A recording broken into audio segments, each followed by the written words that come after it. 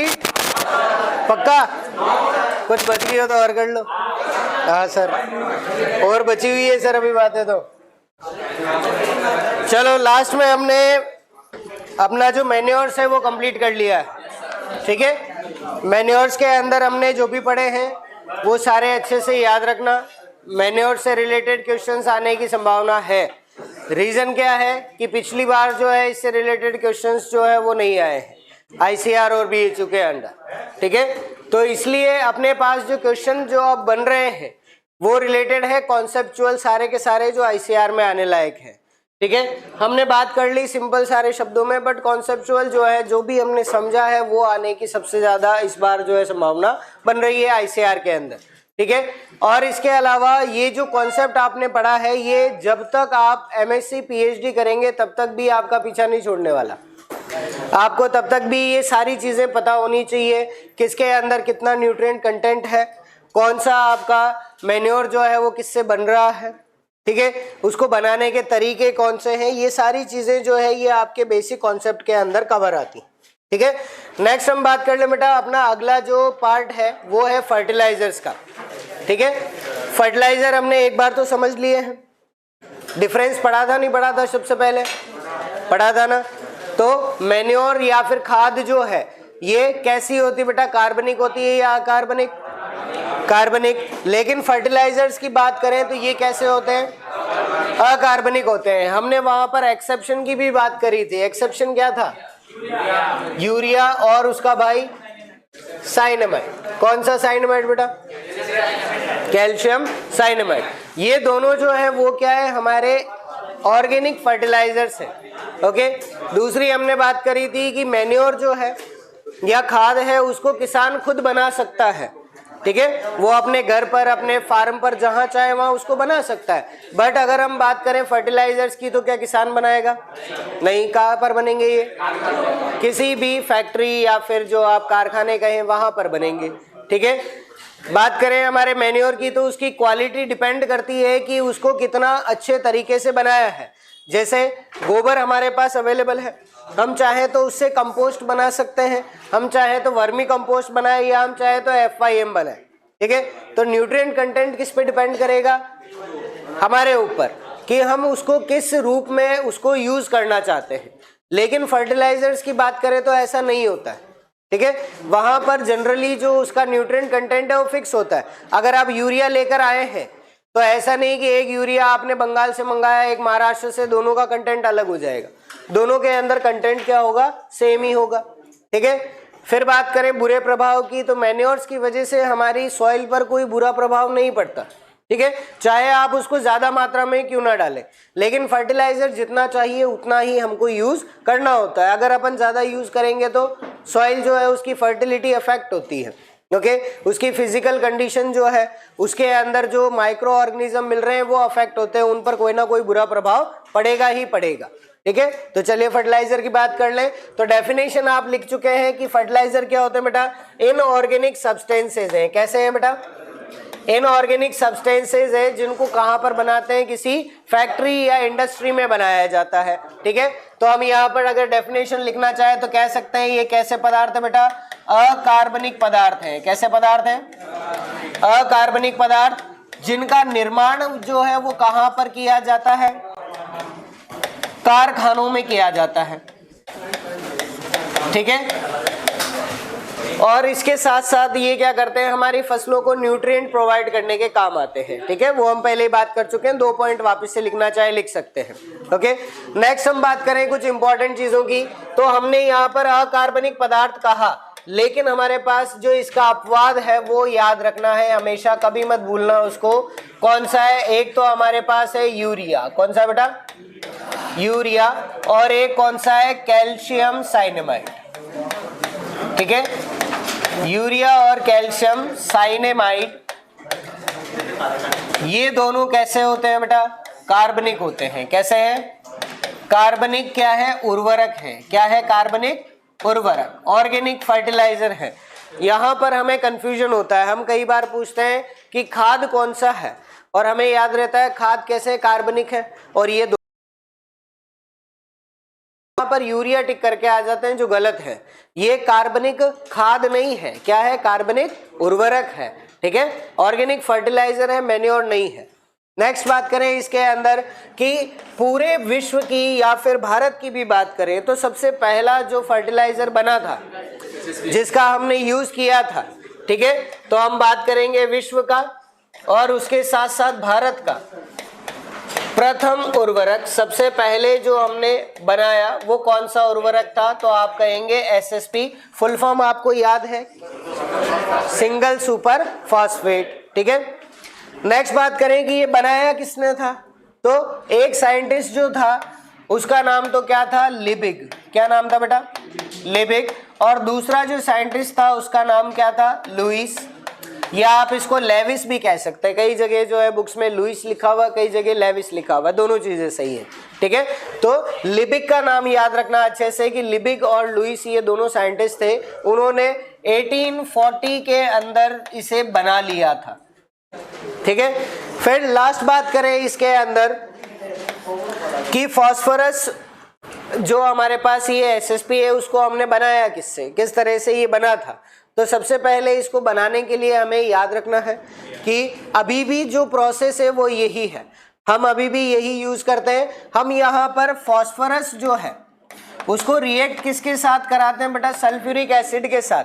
तो इन्होंने तो बनाया था फास्फोरस और उसके साथ जो सल्फ्यूरिक अम्ल है या गंधक का अम्ल है उसको रिएक्ट करके, लेकिन जो हम अब बनाते हैं उसके अंदर हम किसका यूज करते हैं बेटा? रॉक फॉस्फेट का। किसका उपयोग करते हैं? Rock phosphate. और उसके साथ क्या मिलाते हैं? गंधक का अम्ल। क्या मिलाते हैं? गंधक का अम्ल, या फिर आप इसको सल्फ्यूरिक अम्ल भी कह सकते हैं। H2SO4 जो है उसको हम मिलाते हैं, ठीक है। H2SO4 बहुत इंपॉर्टेंट केमिकल है जो आप कॉलेज में आने के बाद भी आप इसका यूज करेंगे लेबोरेटरी के अंदर। आप जब भी फास्फोरस निकालना है आपको किसी भी आपके कंपाउंड के अंदर, या तो प्लांट का कोई पार्ट हो या सॉइल का पार्ट हो, वहाँ पर H2SO4 आपको यूज करना ही पड़ता है। इसके ऊपर एक बहुत अच्छी घटना है, घटना नहीं उसको दुर्घटना ही कहेंगे, ठीक है, वो हम बाद में एक बार सुनेंगे भी सही कि हुआ क्या था, ठीक है। एक बार पहले पढ़ लें, बड़ी अच्छी इंटरेस्टिंग सी स्टोरी है जिससे पूरे डिपार्टमेंट के अंदर तहलका मच गया था। बात करेंगे, बताएंगे बाद में, पहले एक बार इसको लिख लें। अच्छा पहले बता दें फिर, ताकि तुम पढ़ो ही मत, फिर इंटरेस्ट आएगा पढ़ने में। अच्छा ऐसा है क्या? उत्साहित हो जाते हैं, प्रोत्साहित हो जाते हैं। ये किसके लिए रखा हुआ है? तुम्हारे लिए। इसकी जरूरत नहीं है, तुम बड़े प्यारे प्यारे से नन्हे मुन्ने मासूम बच्चे नहीं हो क्या? हाँ, कि तुम नहीं हो तो इसीलिए फिर ये काम आता है। तो ऐसे काम ही क्यों करते हो? मुझे तो आज तक इसकी जरूरत नहीं पड़ी है, हाथ काफी है। चलो लिख लिया गया।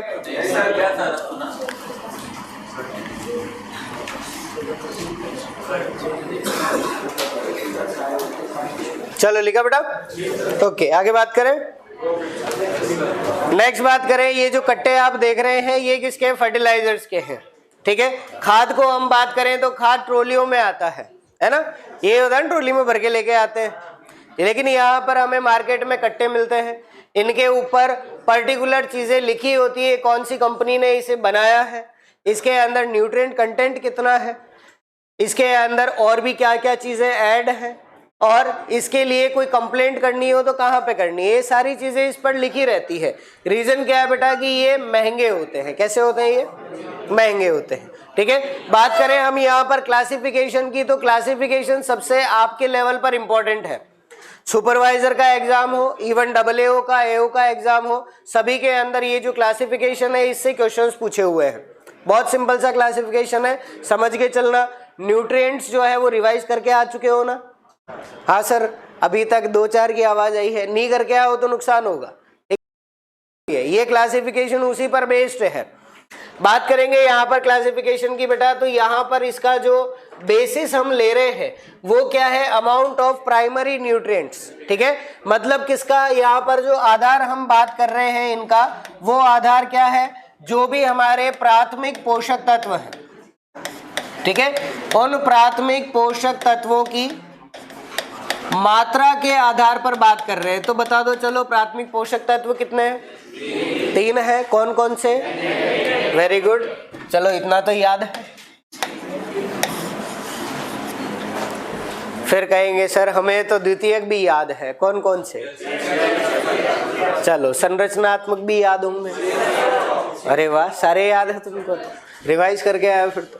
चलिए पहले हम बात करें, पहले जो उर्वरक है या फर्टिलाइजर है बेटा, वो कौन से, सिंपल फर्टिलाइजर। कौन से, सिंपल फर्टिलाइजर। सिंपल को हम क्या कहेंगे, सरल कहेंगे। क्या कहेंगे बेटा, तो हम इनको क्या कहते हैं, सरल उर्वरक कहते हैं। सिंपल फर्टिलाइजर है, मतलब इनमें कोई जटिलता नहीं है, बिल्कुल मेरे जैसे हैं, ठीक है, बिल्कुल सिंपल है, ठीक है। सिंपल का मतलब क्या है, ऐसे उर्वरक या ऐसे फर्टिलाइजर जिनमें क्या हो, केवल और केवल एक प्राथमिक पोषक तत्व हो। क्या हो बेटा, एक प्राथमिक पोषक तत्व हो, लेकिन आगे जो वर्ड है उसको अच्छे से याद रखना। क्या लिखा है हमने, केवल लिखा है, मतलब जिसमें केवल एक ही प्राथमिक पोषक तत्व मिलेगा। एग्जाम्पल आपके सामने बेटा, एक क्या है, यूरिया। कौन सा है, यूरिया में क्या मिलता है, नाइट्रोजन। कितना %, ठीक है। चलो दूसरी हम बात करें, कौन सा है, एसएसपी। एसएसपी में कौन सा पोषक तत्व, हाँ बिल्कुल फास्फोरस ही मिलेगा, लेकिन इसके बाद कैल्शियम, मैग्नीशियम, सल्फर भी तो मिल रहे हैं। तो फिर उसको हम कहाँ ले जाएंगे, एक कैल्शियम भी मिलेगा, मैग्नीशियम भी मिलेगा, सल्फर भी मिलेगा। फिर सरल में क्यों रखा, क्या लिखा हमने, प्राथमिक पोषक तत्व। याद आ गया, ठीक है। यही क्वेश्चन हमें कंफ्यूज करता है। 4 ऑप्शन दे दिए जाते हैं, पूछता है निम्न में से सरल उर्वरक कौन सा है, सिंपल फर्टिलाइजर कौन सा है, आंसर जाता है एसएसपी। और हम कंफ्यूज कहाँ होते हैं कि इसमें तो सर फास्फोरस भी है, कैल्शियम, मैग्नीशियम, सल्फर भी है, ठीक है। तो कैल्शियम, मैग्नीशियम और सल्फर जो है तीनों हमारे क्या है, द्वितीयक पोषक तत्व है, प्राथमिक नहीं है। इसीलिए इसका जो आंसर है वो क्या होगा, एसएसपी होगा, ठीक है। नेक्स्ट बात करें बेटा, कौन सा है, एमओपी, ठीक है। एमओपी का दूसरा नाम क्या है, म्यूरेट ऑफ पोटाश, ठीक है। इसके अंदर क्या होता है बेटा, इसका फॉर्मूला देखें तो फॉर्मूला होता है KCl। इसके अंदर भी 2 न्यूट्रिएंट हमारे पास है, एक तो है पोटाश और एक कौन सा है, कैल्शियम, है ना। तो कैल्शियम क्या, सॉरी क्लोरीन, क्लोरीन क्या है बेटा, क्लोरीन कौन सा पोषक तत्व है, सूक्ष्म पोषक तत्व है, वो प्राथमिक पोषक तत्व नहीं है। तो इसमें MOP भी आ गया, ठीक है। दूसरी बात करें SOP, सल्फेट ऑफ पोटाश, ठीक है। तो इसका फॉर्मूला क्या होता है बेटा, K2SO4, क्या होता है, ठीक है। इसमें भी पोटेशियम है और दूसरा कौन सा है, सल्फर। तो सल्फर हमने अभी बात करी कैसा है, द्वितीयक है। आ गई बात समझ में, ठीक है। तो इसलिए ये भी किसके अंदर आएगा, सिंपल फर्टिलाइजर्स में आएगा, ठीक है। कोई डाउट इसके अंदर नहीं। यूरिया जो है इसी तरह से मिलता है। यूरिया किसका आता है बेटा, इफ्को का। सबसे ज्यादा जो हम यूज करते हैं किसका आता है, इफ्को का। इफ्को का पूरा नाम क्या है, okay, Indian farmers fertiliser corporation, ठीक है। चलो, तो ये हमारा क्या है, इफ्को है, कोई नहीं पूछता है, तुम्हें पता एक जगह से होना चाहिए, क्योंकि ये फार्मर्स फेडरेशन है, फर्टिलाइजर नहीं है, इंडियन फार्मर्स फेडरेशन कॉर्पोरेशन, ठीक है। तो ये हमारा जो ऑर्गेनाइजेशन है ये क्या करता है, किसानों के लिए काम करता है। आप तो इतना सा जानते हैं कि ये फर्टिलाइजर बनाता है, ठीक है। इसके अलावा भी बहुत सारे काम जो है ये आपके ग्रामीण क्षेत्रों के अंदर करता है, ताकि ये जो भी हमारे ग्रामीण क्षेत्र के लोग हैं वो अपने जीवन आजीविका जो है उसको बढ़ा सके, ठीक है। चलिए, मेरी जो ट्रेनिंग हुई थी रावे के बाद, वो ट्रेनिंग इसी में हुई थी। इफ्को की एक कंपनी है IFFDC, यही उदयपुर में है, वहीं से मेरी ट्रेनिंग हुई थी। और ये बनाते हैं वाटर शेड। वाटर शेड पता है क्या होता है, तुमने पढ़ा हुआ है, वाटर शेड हिंदी में भी यही कहते हैं, वाटर शेड ही आएगा, ठीक है। हिंदी में भी वाटर शेड ही आता है। वाटर का मतलब तो पता है, शेड का मतलब पता है, शेड का मतलब होता है छाया करना, ठीक है। तो हम पानी पर क्या कर रहे हैं, छाया कर रहे हैं, मतलब पानी को स्टोर कर रहे हैं। ठीक है, तो कोई भी एक ऐसी जगह जहां पर पानी इकट्ठा किया जाता है उसे हम क्या कहते हैं, वाटर शेड कहते हैं। क्या कहते हैं बेटा, वाटर शेड। ठीक है, सिंपल सा कॉन्सेप्ट है, पूछा गया है कई बार। ऐसा क्षेत्र जहां पर पानी अलग अलग जगहों से इकट्ठा होता है एवं किसी एक स्थान से उसे उपयोग किया जाता है, उसको हम क्या कहते हैं, तो उसका आंसर क्या गया, वाटर शेड। ठीक है, चलिए इसके बाद बात करें तो हमारे पास दूसरा कौन सा है, एसएसपी है। तीसरी बात करें तो एसओपी और एक हमारे पास क्या है, एमओपी। ये हमारे फर्टिलाइजर सारे के सारे सरल है, सिंपल है। ये हमारा पहला क्वेश्चन यहीं से बनता है, कौन सा सरल उर्वरक है कौन सा नहीं है, वो आपको पहचानना आना चाहिए। अब पहचान सकते हो, कोई दिक्कत रही इसमें नहीं। चलिए नेक्स्ट बात करें बेटा, इसके अंदर अगला दूसरा हमारे पास जो है वो कौन सा है, कंपाउंड फर्टिलाइजर्स, या हम इसको कहते हैं जटिल उर्वरक। क्या कहते हैं, जटिल उर्वरक। ये बिल्कुल तुम्हारी तरह है, जिन्हें बहुत सारी नॉलेज है। मैं इसलिए कह रहा हूं, तुम सोच रहे हो मैं स्वभाव की बात कर रहा हूं, नहीं कर रहा। मैं स्वभाव की बात नहीं है, बात किसकी है, नॉलेज की। मुझे नॉलेज किसकी है, एग्रो की, वही मैं पढ़ा रहा हूं। अभी तुम कहो सर बायोलॉजी पढ़ा दो तो मैं नहीं पढ़ा सकता, या कहो केमिस्ट्री पढ़ा दो तो मैं नहीं पढ़ा सकता। ठीक है, मुझे नॉलेज कितने सब्जेक्ट की है, एक सब्जेक्ट की, वो भी प्राइमरी। आपके कितने प्राइमरी सब्जेक्ट हैं, 3, एग्रीकल्चर, केमिस्ट्री और बायोलॉजी। ठीक है, 3 है, उसमें से मुझे कितना आता है, 1 आता है, इसीलिए क्या कहा, सिंपल फर्टिलाइजर। आपको कितने आते हैं, 3 आते हैं, किसी को 2 आते होंगे, 1 समझ में नहीं आता है एग्रीकल्चर, बाकी केमिस्ट्री और बायो आती होगी। तो याद क्या रखना है, ऐसे उर्वरक या ऐसे फर्टिलाइजर जिसमें 2 या 2 से अधिक कौन से पोषक तत्व, बेटा प्राथमिक पोषक तत्व होने चाहिए, ये ध्यान रखना। ठीक है, इसके अंदर ऐसा नहीं तुम एसएसपी को ले आओ, 2 या 2 से अधिक प्राथमिक पोषक तत्व हो, उसे हम क्या कहेंगे, जटिल उर्वरक कहेंगे। ठीक है, द फर्टिलाइजर्स विच कंटेन 2 और मोर देन 2 प्राइमरी न्यूट्रिएंट्स। ठीक है, अब हमारे पास प्राइमरी न्यूट्रिएंट कितने हैं, 3 है। ठीक है, एन, पी और के। अगर किसी के अंदर केवल नाइट्रोजन मिलेगा या केवल फास्फोरस मिलेगा या केवल पोटाश मिलेगा तो उसे हम क्या कहेंगे, सरल। और किसी के अंदर नाइट्रोजन और फास्फोरस मिल गया तो जटिल, और किसी के अंदर फास्फोरस और पोटाश मिला तो भी जटिल, और अगर किसी में तीनों मिल गए तो भी जटिल होगा। ठीक है, सरल नहीं कहेंगे, एक ही होना चाहिए उसके लिए। समझ में आ गई बात। ठीक है, एग्जाम्पल देख ले बेटा। एग्जाम्पल हमारे पास क्या है, डीएपी। कौन सा है, डाई अमोनियम फॉस्फेट। ठीक है, इसके अंदर नाम से पता लग रहा है डाई के बाद क्या है, अमोनियम। ठीक है, तो यहां पर हमारे पास अमोनियम का मतलब क्या है, नाइट्रोजन, और फॉस्फेट का मतलब क्या है, फॉस्फोरस। तो दोनों न्यूट्रिएंट मिले या नहीं मिले। ठीक है, तो इसको हम सरल नहीं कहेंगे, क्या कहेंगे, जटिल उर्वरक या फिर कंपाउंड फर्टिलाइजर। दूसरी हम बात करें बेटा, कौन सा है, एमएपी। एमएपी का फुल फॉर्म क्या होता है, मोनो अमोनियम फॉस्फेट। ठीक है, मोनो का मतलब क्या होता है, एक, अमोनियम आ गया तो उससे क्या आ जाएगा, नाइट्रोजन, और फॉस्फेट आ गया तो उससे क्या आ जाएगा, फॉस्फोरस। इसमें भी नाइट्रोजन और फॉस्फोरस मिल रहे हैं, इसीलिए क्या होगा, जटिल उर्वरक होगा। अगर डायग्राम देखना चाहे बेटा तो डीएपी जो है वो हमें इस तरह से ग्रेनुअल्स में मिलता है, दानों में मिलता है, देखा हुआ है, जानते हो, जिसको हम भूरा खाद कहते हैं। ठीक है, और इसी से रिलेटेड जो है वो क्रांति हमें यहाँ पर मिली है, रेवोल्यूशन। ठीक है, कौन सी क्रांति बेटा, भूरी क्रांति। ठीक है, तो उससे याद रखना हमारे पास एक रेवोल्यूशन भी है जिसको हम क्या बोलते हैं, ब्राउन रेवोल्यूशन। क्या कहेंगे, ब्राउन रेवोल्यूशन, या हिंदी में आप कहना चाहें तो इसे हम क्या कहते हैं, भूरी क्रांति कहते हैं। क्या कहते हैं बेटा, भूरी क्रांति। किससे रिलेटेड है,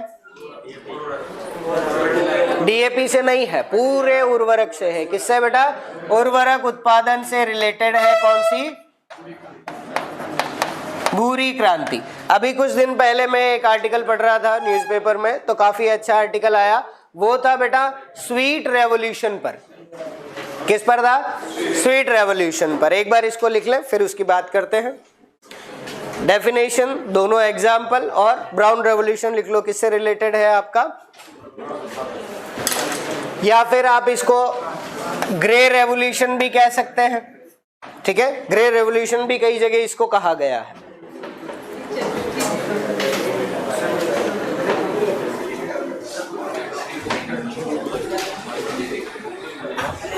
व्हाइट रेवोल्यूशन किससे रिलेटेड है? दूध उत्पादन से और अंडा उत्पादन से भी है। ठीक है, अगर दूध उत्पादन नहीं दिया हो तब अंडा उत्पादन करना पड़े। ठीक है, उसको सिल्वर रेवोल्यूशन भी कहा गया है। ठीक है, ज्यादातर जो आपका मोस्ट करेक्ट आंसर है वो सिल्वर रेवोल्यूशन जाएगा। ठीक है, सिल्वर को हम क्या कहते हैं? रजत कहते हैं शायद, है ना? तो रजत क्रांति कहा जाता है, वो अंडा उत्पादन से है।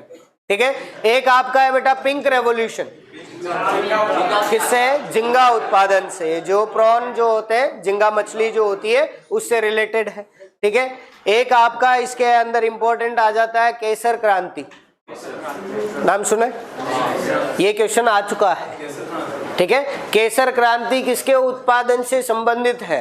पहला ऑप्शन ही था केसर, तो केसर से तो होगी नहीं, ये हमारा दिमाग है, हो सकता हो भी, हमें क्या पता। ठीक है, उसका सही आंसर है बेटा सौर ऊर्जा से रिलेटेड है। किससे है? सौर ऊर्जा से। उसके लिए हम बात कर लें यहाँ पर, एक हमारे पास इंपॉर्टेंट है जो आपको बुक्स में नहीं मिलेगी। कौन सी बेटा? एक तो है केसर क्रांति। आईसीआर बेटा एमएससी लेवल का जो एग्जाम होता है जेआरएफ का, उसके अंदर क्वेश्चन पूछ चुका है। ठीक है, केसर क्रांति हिंदी में आप कहना चाहे तो क्या कहेंगे इसको? Saffron revolution. क्या कहेंगे? Saffron revolution. ये किससे रिलेटेड है बेटा? सौर ऊर्जा से। ठीक है, सौर ऊर्जा से रिलेटेड है, सोलर एनर्जी से। और नेक्स्ट जो आपको नहीं मिलेगी वो कौन सी है बेटा? मीठी क्रांति। कौन सी है? मीठी क्रांति, या इसको आप कहेंगे स्वीट रेवोल्यूशन। ठीक है, इसके लिए आप बताएं, पता है किसी को?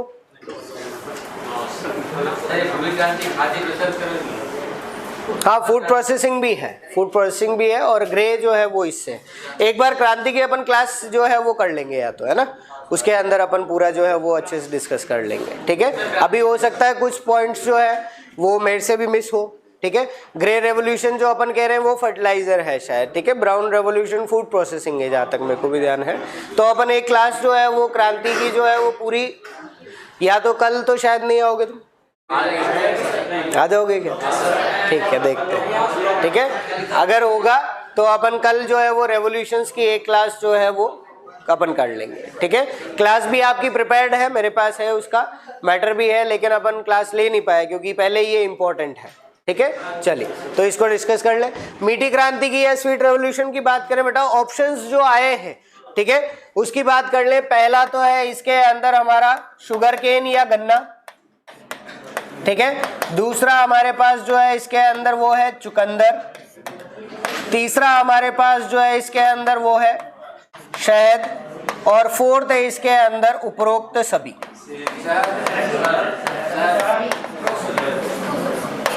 चलिए, कितने लोग कहते हैं कि गन्ना उत्पादन है? ओके, कितने लोग कहते हैं चुकंदर उत्पादन, क्योंकि शक्कर जो मीठी है वो इन्हीं से बनाई जाती है। कितने लोग कहते हैं शहद उत्पादन होना चाहिए? ठीक है, और कितने लोग कहते हैं उपरोक्त सभी आंसर होना चाहिए, क्योंकि मीठे सब हैं। ठीक है, तो इसका सही आंसर क्या है बेटा? हनी प्रोडक्शन, या फिर हम कहेंगे इसको शहद उत्पादन। ठीक है, तो मीठी क्रांति किससे रिलेटेड है? शहद उत्पादन से। अभी लेटेस्ट है, ये दोनों चीजें आपको बुक्स के अंदर नहीं मिलेगी, बिल्कुल नई चीजें हैं, इसीलिए इसको याद रखें दोनों को, केसर क्रांति और मीठी क्रांति दोनों इंपॉर्टेंट आपके लिए बनती है। ठीक है,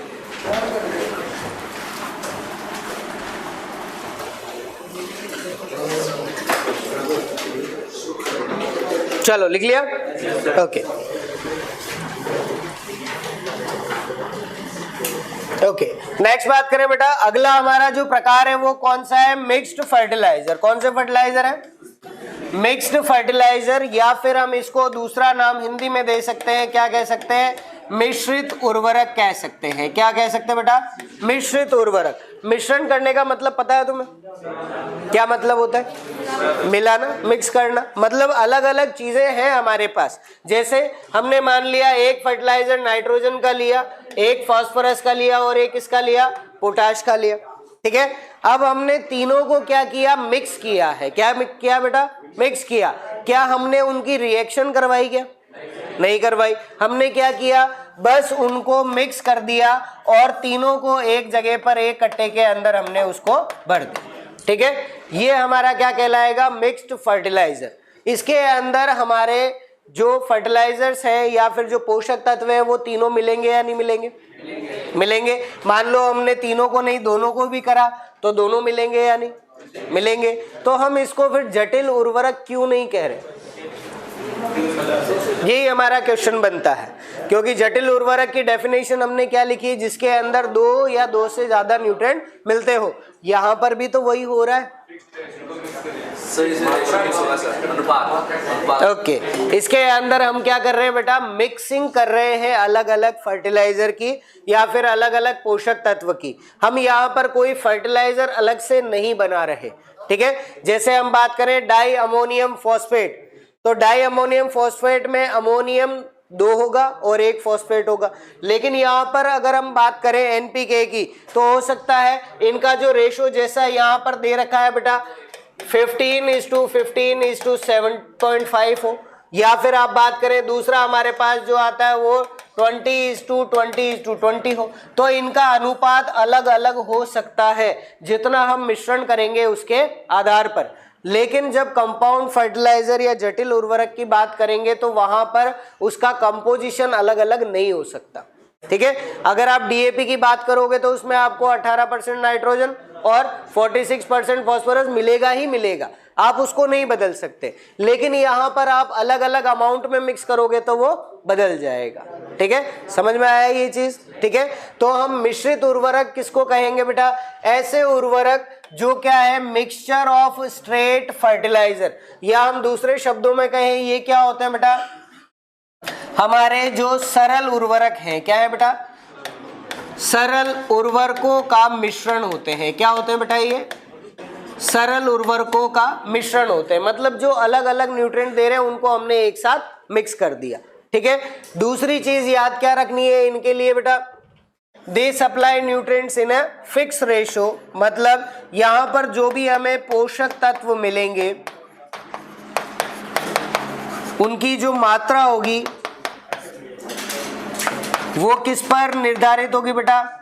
मिश्रण पर निर्भर होगी। किस पर निर्भर होगी? मिश्रण पर, कि आप वहां पर कितना उसे मिक्स कर रहे हैं। अगर आपने कंपाउंड का वहां पर मिक्सचर बदल दिया तो उसका रेशो बदल जाएगा, लेकिन कंपाउंड फर्टिलाइजर्स में ऐसा नहीं होता है। समझ में आ गई बात? सिंपल सा डिफरेंस है, ज्यादा डिफरेंस कुछ नहीं है। आपको यहाँ पर जो क्वेश्चन बनता है वो इतना सा कि एनपीके ये किसका उदाहरण है। आपको 4 ऑप्शन दे दिए जाएंगे, सरल उर्वरक, जटिल उर्वरक, मिश्रित उर्वरक या उपरोक्त सभी। किसका आएगा एनपीके? सोच के बताएं। पहला ऑप्शन सरल उर्वरक, कितने लोग सोचते हैं वो जाना चाहिए? एनपीके है तो सरल तो हो ही नहीं सकता। जटिल उर्वरक हो सकता है। ठीक है, तीसरी बात करें हम इसके अंदर मिश्रित उर्वरक, तो मिश्रित उर्वरक इसका सही आंसर जाएगा। ठीक है, जटिल उर्वरक इसलिए नहीं कह सकते बेटा क्योंकि जटिल उर्वरकों का एक नाम फिक्स होगा, यहां से आप पहचान सकते हो। जैसे डीएपी है, डीएपी का नाम फिक्स है ना, डाई अमोनियम फॉस्फेट। एमईपी का नाम फिक्स है, मोनो अमोनियम फॉस्फेट। एनपीके कोई नाम है क्या? नहीं है, किसी उर्वरक का नाम नहीं है। तो एनपीके में हमने किया क्या, नाइट्रोजन का उर्वरक, फास्फोरस का उर्वरक और पोटाश का उर्वरक, तीनों को हमने क्या किया, साथ में मिक्स कर दिया बस। ठीक है, तो एनपीके किसका उदाहरण है बेटा? मिश्रित उर्वरक का है। उदाहरण के लिए लिखना चाहो तो यहाँ पर लिख लो, इसका जो एग्जाम्पल है वो एग्जाम्पल क्या होगा, एनपीके होगा। क्या होगा? एनपीके। और उसके अंदर लिखना चाहो तो 15:15:15। ठीक है, तीनों जो है वो 15 के रेशो में हमको इसके अंदर मिल जाएंगे, मतलब 15% नाइट्रोजन, 15% फास्फोरस और 15% पोटाश। ठीक है, और आजकल जो हमारे फर्टिलाइजर्स आ रहे हैं मार्केट में वो अब ज्यादातर इन्हीं पर आने लगे हैं, मिश्रित फर्टिलाइजर ही आने लगे। ऐसा नहीं कि किसान जो है वो यूरिया अलग लेकर आ रहा है, एसएसपी अलग ला रहा है, एमओपी अलग ला रहा है। अब वो चाहते हैं कि तीनों चीजें एक में ही मिल जाए तो हम वहां पर ज्यादा मेहनत नहीं करें। ठीक है, सही बात है ना? ये तो आप यूरिया अलग दोगे, एमओपी अलग दोगे, एसएसपी अलग दोगे, उससे अच्छा तीनों एक में मिले, एक बार में आपका सारा काम हो जाएगा। ठीक है। तो अब इनको प्रिफर करना लगे हैं किसान, जो भी जागरूक किसान है वो ज़्यादातर अब ये यूज करते हैं, ठीक है। और ये टेक्नोलॉजी भी पीछे रह चुकी है। जहाँ तक हम बात करते हैं अभी नई टेक्नोलॉजी की, उसको हम कहते हैं नैनो टेक्नोलॉजी। क्या कहते हैं? Nano technology. नैनो का मतलब कार है ना, नैनो कार, उसका मतलब क्या? छोटी कार है, ठीक है। जितनी बड़ी बाइक होती है उतने में तो कार आ जाती हो, ठीक है। उससे ज्यादा महंगी तो बुलेट आ जाती है। तो वो क्या है? नैनो कार है, छोटी कार है। तो नैनो टेक्नोलॉजी का मतलब सूक्ष्म उद्योगिकी, ठीक है। तो उसके अंदर हम क्या करते हैं बेटा? नाइट्रोजन का जो पार्टिकल है उस पार्टिकल्स को बिल्कुल तोड़कर उसको छोटा छोटा बना देते हैं, ठीक है। तो अब जो पहले एक कट्टे के अंदर 50 किलो में नाइट्रोजन आ रही थी, अब वो आपकी 100 ग्राम की जो छोटी सी डब्बी है उसके अंदर नाइट्रोजन आ जाती है, इतनी नाइट्रोजन है, ठीक है। तो हम ये टेक्नोलॉजी यूज करने लगे हैं।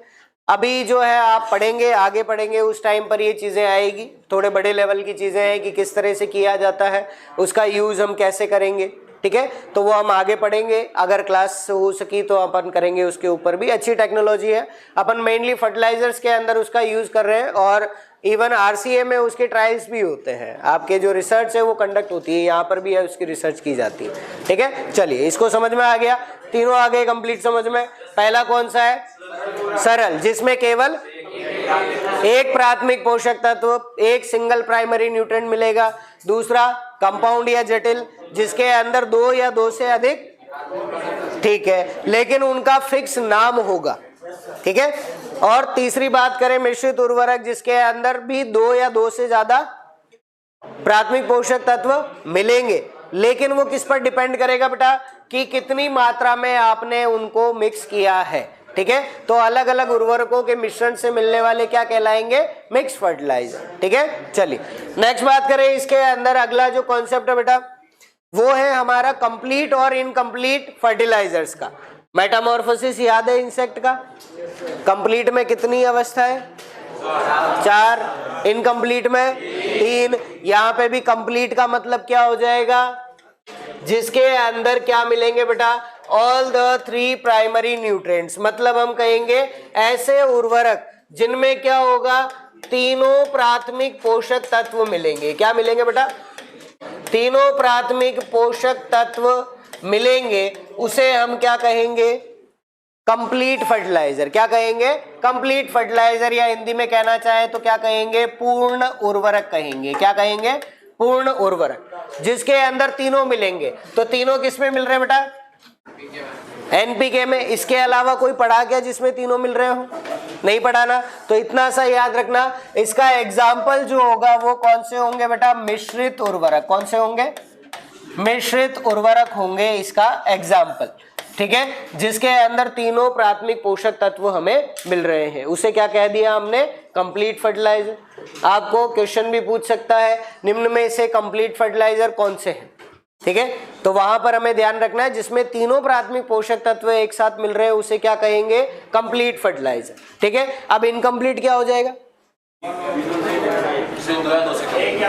जिसके अंदर 3 नहीं मिलते हो बस, ठीक है। या तो 2 मिले या 1 मिले, ठीक है। तो हम क्या कहेंगे? इनकम्प्लीट फर्टिलाइजर्स को अपूर्ण उर्वरक, और डेफिनेशन लिखना चाहे तो हम क्या कहेंगे? जिसके अंदर क्या होंगे? 1 या 2 प्राथमिक पोषक तत्व मिलते हो, ठीक है। एग्जाम्पल की बात करें तो एग्जाम्पल बताना जरा क्या होंगे, ठीक है।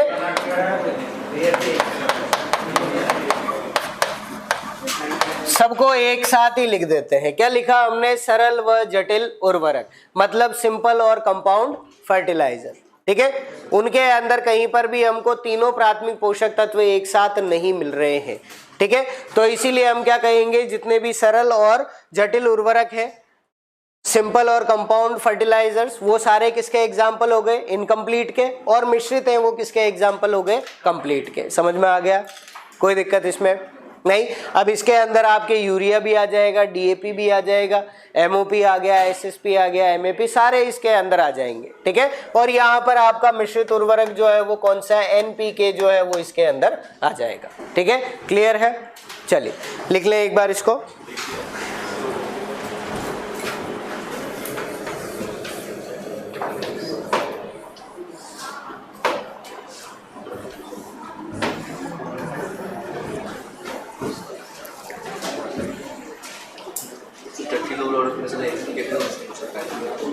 एनपीके नहीं कर सकते बेटा, क्योंकि एनपीके अपने पास कोई फर्टिलाइजर है ही नहीं। वो भी सकता है ना, मतलब एनपीके से अपने कंप्लीट बोला कि तीनों तो तीनों उपस्थित होने से वो जटिल भी गिला सकते हैं। हाँ बिल्कुल कह सकते हैं, लेकिन जटिल अपने पास ऐसा कोई नहीं है जिसमें तीनों एक साथ मिलते हैं। ठीक है, वो बात है, इसीलिए अपन ने इसका एग्जाम्पल लिखा। लिख लिया बेटा? चलिए अगली बात करें इसके अंदर।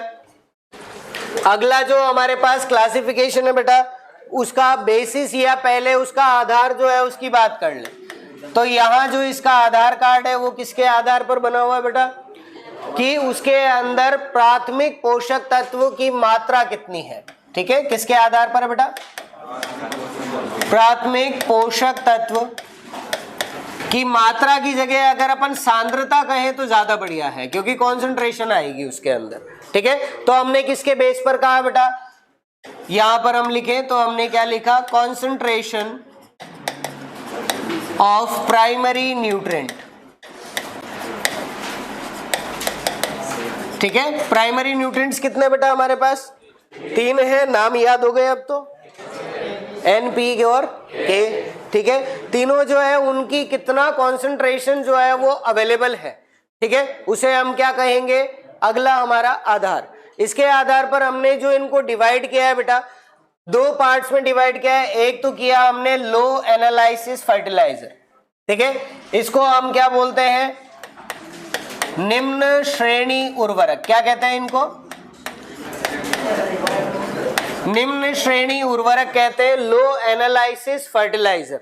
ठीक है, एनालिसिस का मतलब क्या होता है? खोजबीन करना एक तरह से। ठीक है, जैसे आपने कहा कि कोई भी आप चीज लेकर आए हैं, इसके अंदर 10 मान लो बीज लेकर आए, आपने कहा बीज है वो मक्का का बीज है, इसके अंदर 10 जो है वो गेहूं के बीज है, तो आप उसको अलग करके फिर उसको छांटेंगे। ठीक है, तभी आपको पता लगेगा हाँ कितने बीज हैं हमारे पास अलग से। ठीक है, तो वो क्या एनालिसिस करना है। ठीक है, तो एनालिसिस जब हमने किया तो हमें पता लगा कि पूरा जो फर्टिलाइजर हमारे पास है, जो भी हमारा 50 किलो का बैग आ रहा है, उस बैग में कितना % हमारा नाइट्रोजन, फास्फोरस या फिर पोटाश है, उसको हमने क्या कहा? उसकी श्रेणी कहा। ठीक है, या उसका एनालिसिस कहा। ठीक है, आपको तो सिर्फ नाम याद रखना है आपके लेवल पर कि उच्च श्रेणी या निम्न श्रेणी उर्वरक क्या होते हैं। तो लो एनालिसिस फर्टिलाइजर की बात करें तो बेटा ये क्या होंगे?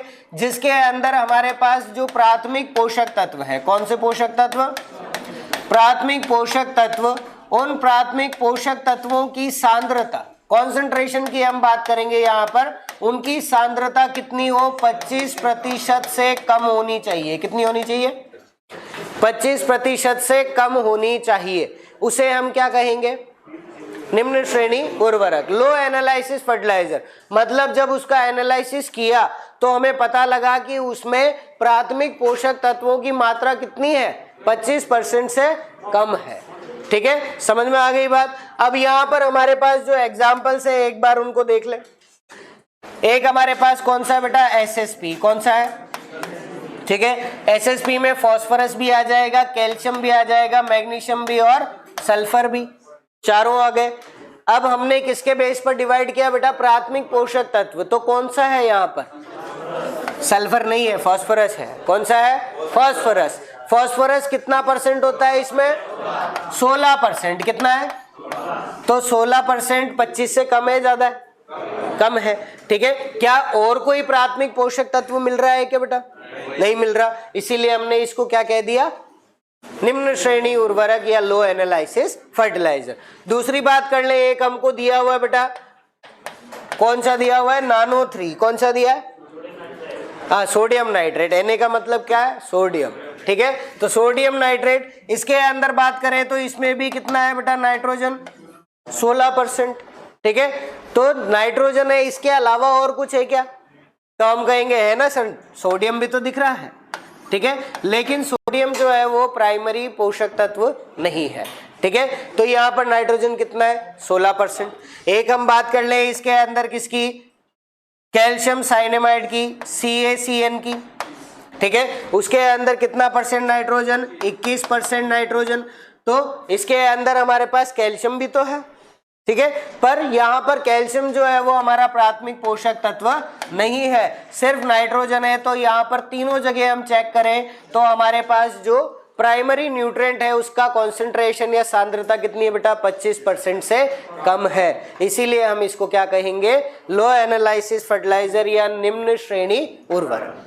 ठीक है, समझ में आ गई बात। इस पर भी जो क्वेश्चन बनता है बहुत सिंपल सा बनता है, 4 ऑप्शन दे दिए जाएंगे और पूछ लिया जाएगा निम्न में से निम्न श्रेणी उर्वरक या लो एनालिसिस फर्टिलाइजर का एग्जाम्पल है। ठीक है, और आपको वहां पर यही चीज डिसाइड करनी है कि किसके अंदर कितना % जो है वो हमारा प्राइमरी न्यूट्रिएंट जो है वो अवेलेबल है, और उसके आधार पर हम उसको डिसाइड कर लेंगे। कर सकते हो, ठीक है। वैसे तो ये 3 एग्जाम्पल है, इसके अलावा बाहर जो एग्जाम्पल आपके लेवल पर जाएगा ही नहीं, ठीक है। बट फिर भी अपन को अगर पूछ ले तो हमको ध्यान होना चाहिए। यहाँ पर एक इंपॉर्टेंट चीज आपके लिए बता दूं, आपको जितने भी फर्टिलाइजर हम पढ़ेंगे या फिर अभी पढ़ रहे हैं उन सब की टेबल बनाना जरूरी है, नहीं बनाओगे तो याद नहीं होंगे। ठीक है, क्वेश्चन एक बार बहुत अच्छा पूछा और वहां पर हम गलत भी बहुत आराम से करके आए, उसकी भी बात करेंगे। नाइट्रोजन से रिलेटेड क्वेश्चन था, वो पूछा था हमसे। ठीक है, ये समझ में आ गया, कोई डाउट इसमें?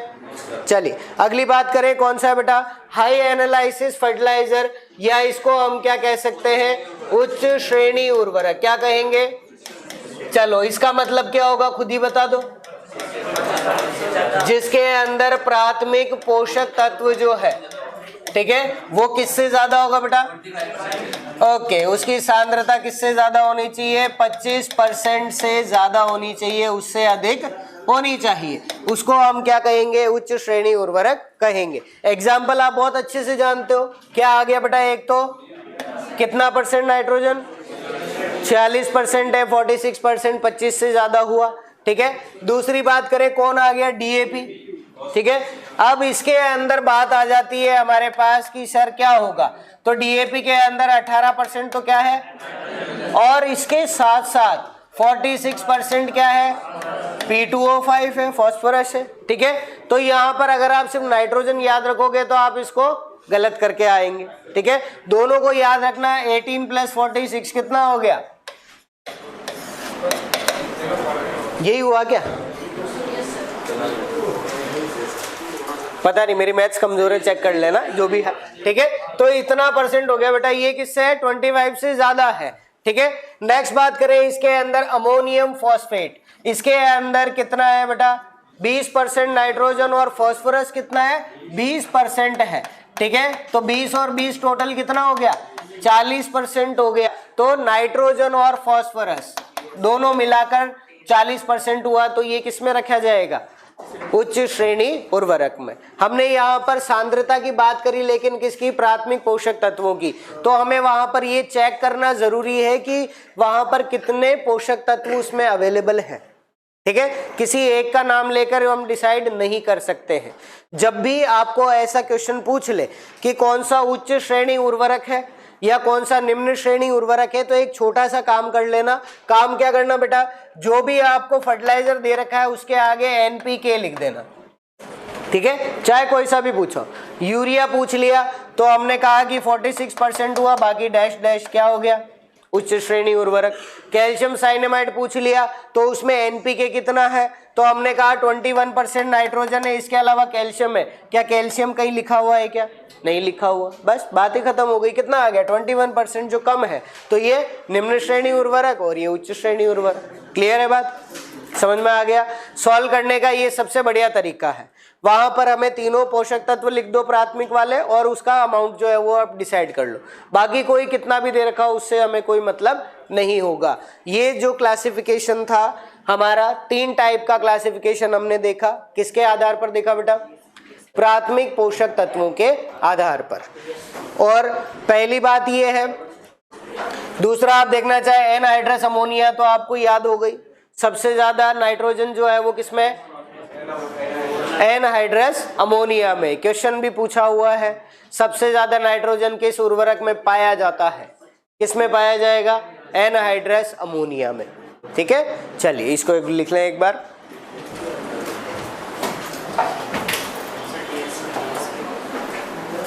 हाँ, TSP भी उसी के अंदर आ जाएगा, ट्राई सुपर फॉस्फेट जो है ना।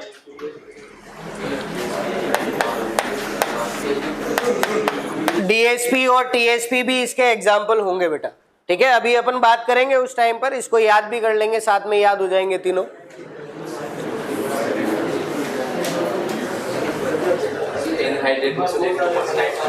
तो इसका प्रयोग क्यों नहीं कर सकते? किसका बेटा? अमोनिया क्या है?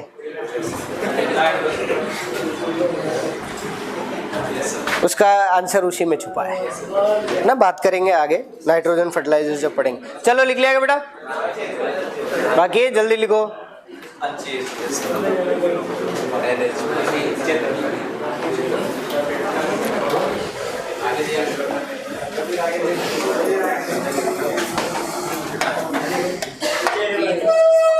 चलो लिखा अब तो, ओके।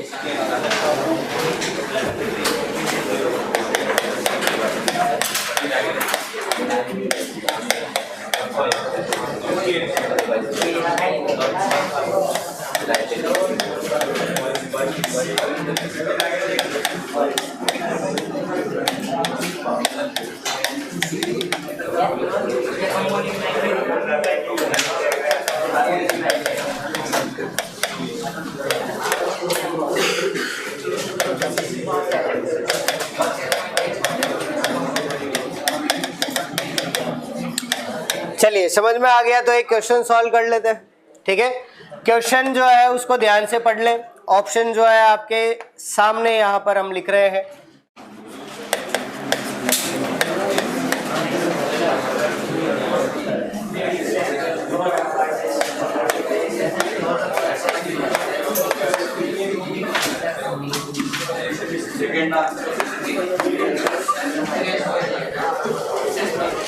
चलिए 4 ऑप्शन है आपके पास। अच्छा ठीक है, कितने लोग कहते हैं यूरिया सही आंसर? कोई नहीं कहता। चलिए कितने लोग कहते हैं एसएसपी सही आंसर? ओके। कितने लोग कहते हैं डीएपी सही आंसर होना चाहिए? हाँ एक ही है। चलिए कितने लोग कहते हैं एमओपी सही आंसर होना चाहिए? कोई नहीं कहता। चलो फिर ठीक है, फिर इसका मतलब तुम्हें समझ में आ गया है। हमने यहाँ पर क्वेश्चन क्या लिखा बेटा? लो एनालिसिस होना चाहिए, मतलब उसमें प्राइमरी न्यूट्रिएंट 25% से कम होना चाहिए।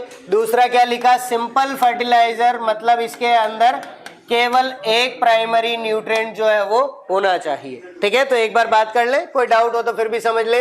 यूरिया की बात कर ले तो नाइट्रोजन कितना बेटा? ये तो गलत हो गया सीधा, 25% से कम होना चाहिए। एसएसपी की बात करें तो फास्फोरस कितना है? 16%। इसके अलावा सर 20% कैल्शियम भी तो मिल रहा है, लेकिन उसकी बात नहीं करनी। हम यहाँ प्राइमरी न्यूट्रिएंट की बात करेंगे सिंपल की, तो केवल एक ही प्राइमरी न्यूट्रिएंट मिलेगा। फिर बात कर ले डीएपी की, तो डीएपी के अंदर 18% तो क्या मिल गया? नाइट्रोजन। 46% क्या मिल गया? P2O5 मिल गया। तो वैसे ही ये आंसर क्या हो गया हमारा? गलत हुआ, क्योंकि ना तो ये लो एनालिसिस है ना सिंपल है। लास्ट बात कर ले एमओपी की, तो ये सिंपल फर्टिलाइजर तो है यूरिया की तरह, लेकिन इसके अंदर हमें 60% जो है वो क्या मिलता है? K2O मिलता है, इसीलिए हमारा ये आंसर भी गलत हुआ। तो आंसर क्या जाएगा बेटा? एसएसपी। आ गया समझ में? कोई डाउट इसके अंदर अब? नहीं। चलिए अगली बात करें बेटा। इसके अंदर एक छोटा सा इसके अंदर कॉन्सेप्ट है, वो समझना है हमें, जिसको हम क्या बोलते हैं? Fertiliser grade. क्या कहते हैं? फर्टिलाइजर ग्रेड, या फिर आप इसको उर्वरक ग्रेड भी कह सकते हैं। ग्रेड का मतलब पता है? तुम्हें तो पता ही होगा, ग्रेड तुम्हें मिली, हाँ मिली ना, ABCD। किसी की F या GH तो नहीं है ही ना? नहीं है ही क्या? ठीक है फिर बढ़िया है, आई होती तो यहाँ नहीं बैठे होते। F के बाद G आता है, G के बाद F नहीं आता, ठीक है। चलो इतनी अंग्रेजी मुझे भी आती है। चलिए बात करें बेटा, वो तुम्हारा जो G के बाद F आता है वो अलग कॉन्सेप्ट है, वो यहाँ काम नहीं आएगा। चलो फर्टिलाइजर ग्रेड की बात जब हम करते हैं तो इसका मतलब हमारे लिए नहीं है, ठीक है। मतलब किसानों के लिए नहीं होता। किसके लिए होता है? जो फर्टिलाइजर बनाने वाली कंपनी है उसके लिए, ठीक है। जैसे आप कोई भी यूरिया का कट्टा लेकर आए तो उसके ऊपर लिखा होता है कि 46% नाइट्रोजन अवेलेबल है, मतलब इसके अंदर उतना नाइट्रोजन तो होगा ही होगा। इसको हम कहते हैं फर्टिलाइजर ग्रेड। ठीक है, मतलब जो भी फर्टिलाइजर कंपनी बना रही है उसके अंदर कितना % आपका न्यूट्रिएंट है वो अवेलेबल है, उसको क्या कहा जाएगा, फर्टिलाइजर ग्रेड कहा जाएगा। समझ में आ गई बात। ठीक है, डेफिनेशन की फॉर्म में लिखना चाहे तो हम क्या कह सकते हैं कि किसी भी उर्वरक में न्यूनतम पोषक तत्व की मात्रा, ठीक है, कि उसके अंदर न्यूनतम पोषक तत्व की मात्रा कितनी है। बट याद एक शब्द क्या लिखना है बेटा, उसकी क्या होनी चाहिए, गारंटी होनी चाहिए। क्या होनी चाहिए, गारंटी होनी चाहिए। तो उसे क्या कहा जाएगा, फर्टिलाइजर ग्रेड कहा जाएगा। जैसे हम बात कर ले एक बार, हमारे पास एक एग्जांपल है जिसको हम कहें एमओपी। तो एमओपी में जो हमारे पास न्यूट्रिएंट कंटेंट है वो 58% से 68% तक होता है। कितना होता है बेटा, 58 से 60%। ठीक है, अब कुछ कंपनीज है वो क्या करती है, 58% का एमओपी भी बनाती है, कुछ कंपनीज है वो 59% का भी बनाती हैं, और कुछ कंपनीज है वो 60% का भी बनाती है। ठीक है, क्योंकि इतना हो सकता है ऐसा हमने कह दिया। तो उन्होंने कहा कि एक कंपनी ने बना लिया 58%, इसको हमने कहा कि ये सी ग्रेड का है, मतलब इसकी ग्रेड है वो कम है। दूसरा हमने कहा 59 तो बी ग्रेड दे दिया, 60% दे दिया तो ए ग्रेड कह दिया। ठीक है, तो हमारे फर्टिलाइजर के अंदर गारंटीड पोषक तत्व की मात्रा कितनी है उसको क्या कहा जाएगा, फर्टिलाइजर ग्रेड कहा जाएगा। क्या कहेंगे उसको, फर्टिलाइजर ग्रेड। समझ में आ गई बात, सिंपल सी चीज। ठीक है, दूसरे शब्दों में हम इसे कहें कि उसके अंदर जो भी हमारे पोषक तत्व है, ठीक है, उन पोषक तत्वों का अनुपात क्या है।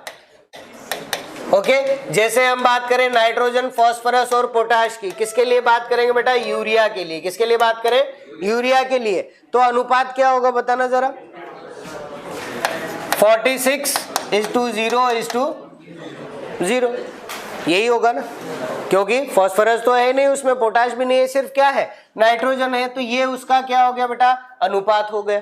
या फिर अगर हम किसी मिश्रित उर्वरक की बात कर ले जैसे एनपीके की, तो उन्होंने दे दिया 24:24:24।